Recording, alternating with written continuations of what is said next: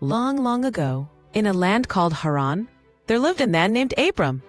One day, God spoke to him with a very special call. Abram, leave your country and family. Go to the land I will show you. I will bless you and make your name great. Through you, all families on earth will be blessed. Abram trusted God. He packed up his family and set out on a journey, not knowing where he was going, but believing God's promise. Years passed, but Abram and his wife Sarai had no children. Abram wondered, how will God's promise come true? Look up at the stars in the sky. Count them if you can. That's how many descendants you will have. Abram believed God, and God counted it as righteousness. God even gave him a new name, Abraham, which means father of many nations. And Sarai's name became Sarah. But Abraham and Sarah grew impatient. Sarah gave her servant Hagar to Abraham, and she had a son named Ishmael. But this was not the child God had promised. As soon as Hagar became pregnant, she began to look down on Sarah. Sarah felt hurt and angry, and she said to Abraham, "This is your fault. May the Lord judge between you and me." Abraham told Sarah to do as she thought best, so Sarah treated Hagar harshly, and Hagar ran away into the desert.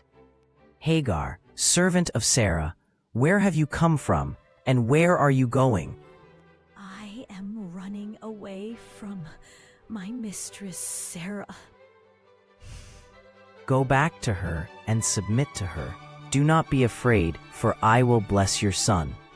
You will have many descendants, too many to count. He will be called Ishmael, which means God hears, for the Lord has heard your misery.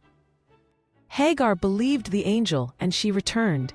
Later, she gave birth to Ishmael. One day, 3 visitors came to Abraham's tent. They brought amazing news. Next year, Sarah will have a son.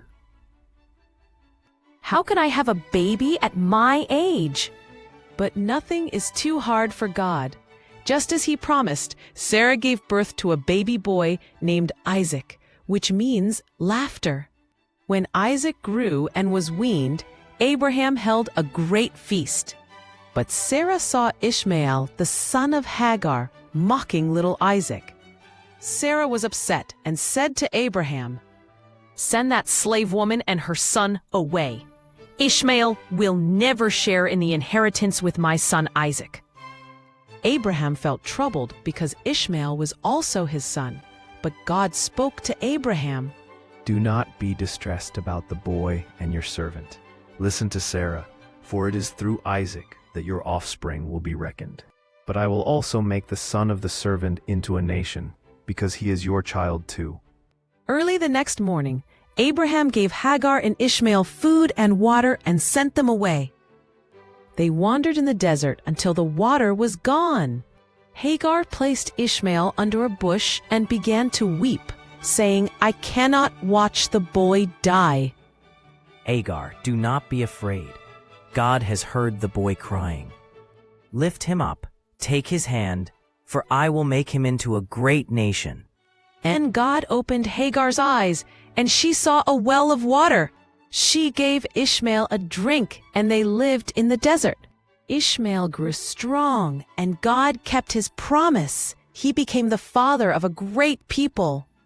Later, when Isaac grew older, God tested Abraham's faith. Abraham, take your son, your only son Isaac, and offer him as a sacrifice. With a heavy heart, Abraham obeyed. He built an altar, laid the wood, and tied Isaac. Father, where is the lamb for the sacrifice? God will provide, my son. Abraham, do not harm the boy. Now I know you truly trust God. Abraham looked up and saw a ram caught in the bushes. God had provided the sacrifice. Abraham named the place, "The Lord will provide." God's promises to Abraham all came true. He became the father of many nations, and through his family, God brought us the greatest blessing of all, Jesus. And that, friends, was the story of Abraham. Abraham trusted God, and God kept every promise. Today's word to live by is faith.